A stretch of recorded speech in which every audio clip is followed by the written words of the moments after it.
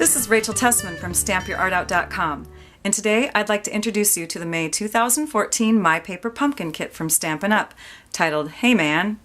This kit has supplies including stamps, ink, special adhesives for making these 4 full-size cards and these 2 mini note cards. The directions are also included. But if you know me, I like to think outside the box with the paper pumpkin kits, so I want you to stay tuned because in this video I'll be sharing with you step-by-step directions for making scrapbook pages, a 12 by 12 spread. All you need is your kit, some tape runner adhesive like the snail that Stampin' Up carries, your paper snips or scissors, your trimmer, and 3 sheets of extra cardstock. I'll be using 2 sheets of full 12 by 12 garden green and 1 8.5 by 11 soft suede. You can find all these items in my online store. Just go to my blog at www.stampyourout.com and click the shop tab in the upper right. Surprisingly though, we won't be using any stamps or ink in these pages. I know, crazy, right? Today we are just going to papercraft our art out. Stay tuned. First thing that you're going to do is you're going to take and you're going to cut down a bunch of your pieces. You have 2 mini note cards, the 3 by 3 note cards. You're going to take and slice off right down the middle so that you have your green separated from your decorative side of your card. And then you'll take all those pieces and you'll cut those down. So each of those cards will create 4 good-sized strips with the chevrons in them. And then you'll also have 2 3 by 3 green cards left over from that when you cut them down. Then you'll also take one of your full-size cards and you'll cut that in half. These are going to become photo mats, and the green pieces from your 2 mini note cards are going to be photo mats as well. You've got stickers in your kit. You've got green ones and you've got blue ones. You're going to take your green one of them, so you're going to slice it in half first, and then you're going to take that piece and cut it using your paper trimmer so that you have nice straight cuts between all of these. Of course, if you can eyeball it with your scissors, you can do that too. But you're going to cut all these little words down. With the blue, you're going to trim off the top part right there, and you're going to set that aside, and I'll show you how to cut that one later. Then with your soft suede 8.5 by 11 piece, you're going to cut that down to 5.5 by 10.5. And then from this 3-inch wide strip, you're going to cut 2 more 3 by 3 pieces. These become photo mats for your pages. Let's start assembling. What I like to do before I start my scrapbook pages is I like to take a picture of the layout so that when I pull my pieces off again and start adhering things down, I can look back on this photo and remember what my layout was going to look like.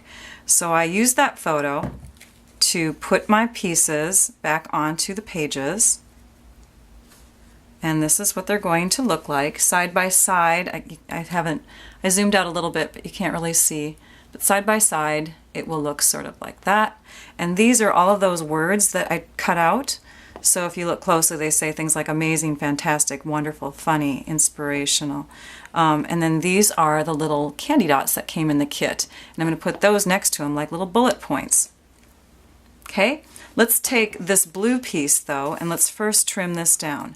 Now I measured my tag. I've already trimmed off the top of this section here, and I measured my tag, the adhesive tag that's on here. There's 2 of them, and it is 2 1/4 inches wide. If I divide that by 3, I can get 3 strips that are 3/4 of an inch wide. And then if I measure this way, I've got my tag that's about 5 inches long, a little over 5 inches long, but I'm going to use that extra little zigzag piece at the end for decorations elsewhere. So let's go ahead and take and cut those into those strips.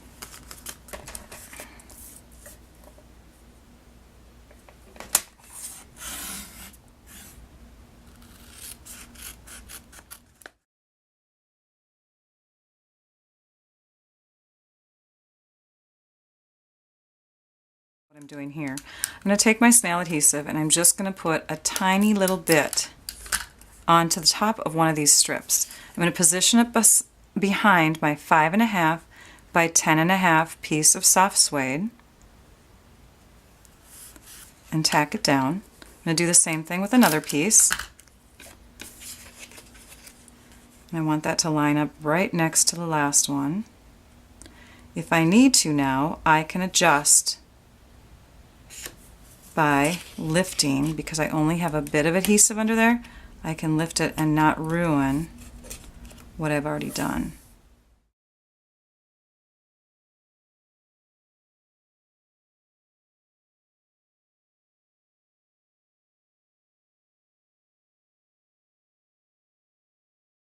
Now on my last one I can see that everything's lining up great.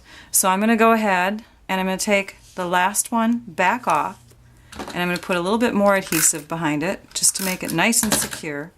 Position that back on, and then I'm going to take and do the same thing with all the others. So what I've done is I've used scraps or tiny pieces to make it look like I have a large piece of cardstock from this kit.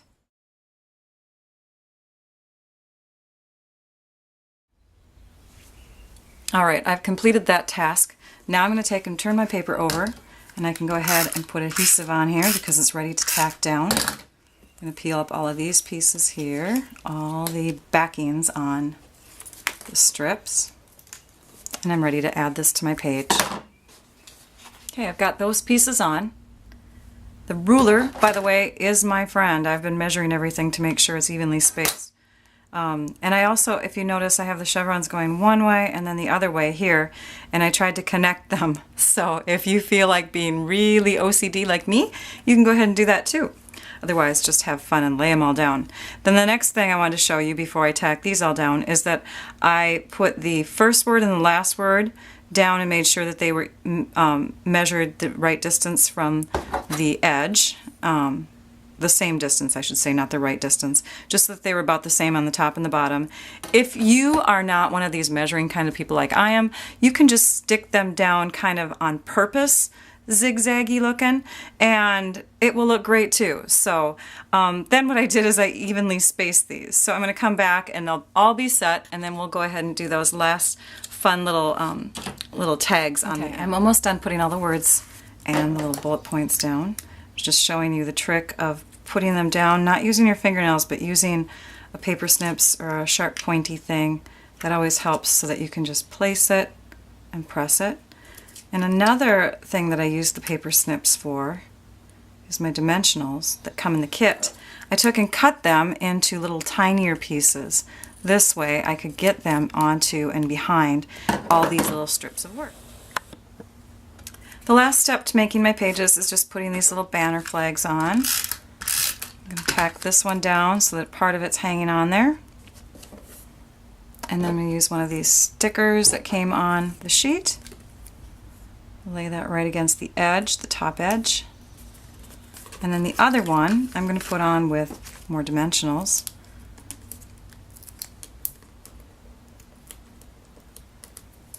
Move this in a bit. There we go.